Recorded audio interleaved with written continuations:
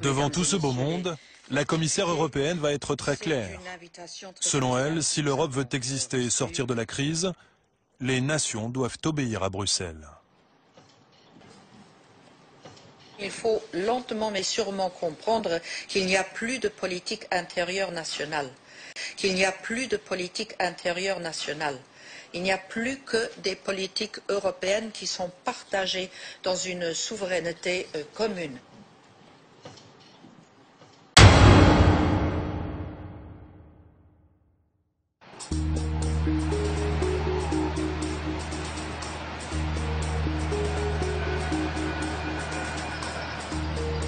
Bruxelles, toujours, quelques jours plus tard.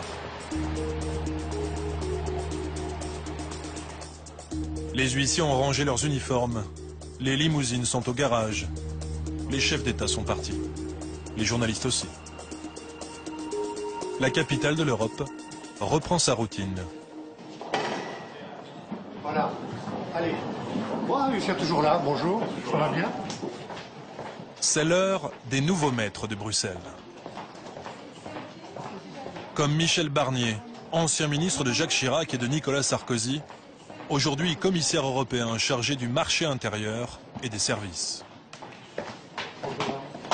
Pour cette fonction, il est payé 20 667 € par mois, près de 2 fois ce que gagne François Hollande. Bonjour, ça va Michel? Short sleep.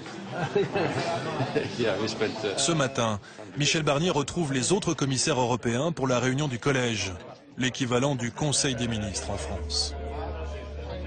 À ses côtés, les autres commissaires, de parfaits anonymes, pour la grande majorité des citoyens français. Et pourtant, ils disposent d'un pouvoir réel sur notre vie quotidienne. Voici le Belge Karel de Gucht, commissaire au commerce. De la voiture Peugeot à la vaisselle en céramique, en passant par les briquets, il a le pouvoir de protéger ou non les produits made in France, en taxant ou pas la concurrence internationale. L'Espagnol Joaquim Almunia, très redouté, car il traque les aides publiques illégales, autant que les monopoles des multinationales. À son palmarès, des millions d'euros d'amende infligés à la France, mais aussi à de grandes entreprises comme Microsoft. La luxembourgeoise Viviane Reding, commissaire à la justice, vice-présidente de la Commission. Elle est à l'origine, entre autres, d'un projet de réforme de la garde à vue en France.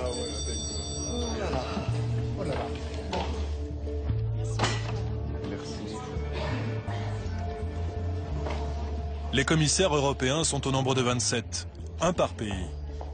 Ils sont nommés pour 5 ans par les chefs d'État et de gouvernement. Au fil des crises, les États européens ont transféré de plus en plus de pouvoir à ces commissaires. Sur le contrôle des budgets nationaux tout d'abord, mais aussi sur la conception de nouvelles lois. Les commissaires européens, ces super ministres anonymes, sont devenus les puissants de l'Europe. Nous sommes dans le rôle de facilitateur. Nous faisons des propositions avec le collège dont je fais partie, qui généralement se trouve, grâce à la collégialité, pas très loin, le plus près possible du centre de gravité de l'intérêt général européen. Clairement, quand vous êtes commissaire européen, dans le rôle d'un ministre européen, entre guillemets, vous êtes au milieu du jeu européen, vous n'êtes pas seulement du côté d'un pays, avec ses idées, ses propositions.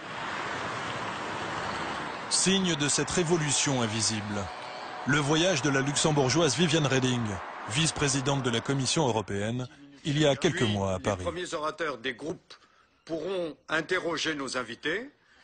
Invitée dans une annexe de l'Assemblée nationale par les députés français, Reding est venue évoquer les méthodes de contrôle de nos finances publiques. Nous passerons à une phase de questions spontanées. La rencontre est dirigée par Claude Barthelone, le président de l'Assemblée nationale. Sont présents Pierre Moscovici, ministre de l'économie, et Bernard Cazeneuve, alors en charge des affaires européennes. La parole est maintenant à Madame Viviane Reding, vice-présidente de la Commission européenne. Devant tout ce beau monde, la commissaire européenne va être très claire. Selon elle, si l'Europe veut exister et sortir de la crise, les nations doivent obéir à Bruxelles. On a perdu beaucoup de temps. On a perdu 10 ans pendant lesquels on n'agissait pas parce qu'on ne voyait pas la nécessité d'agir en commun. Et il est grand temps de refaire ce temps perdu parce qu'on a vu ce que ça nous coûtait de ne pas avoir mis en place les instruments nécessaires à pouvoir intervenir. Il faut lentement mais sûrement comprendre qu'il n'y a plus de politique intérieure nationale. Il n'y a plus que des politiques européennes qui sont partagées dans une souveraineté commune.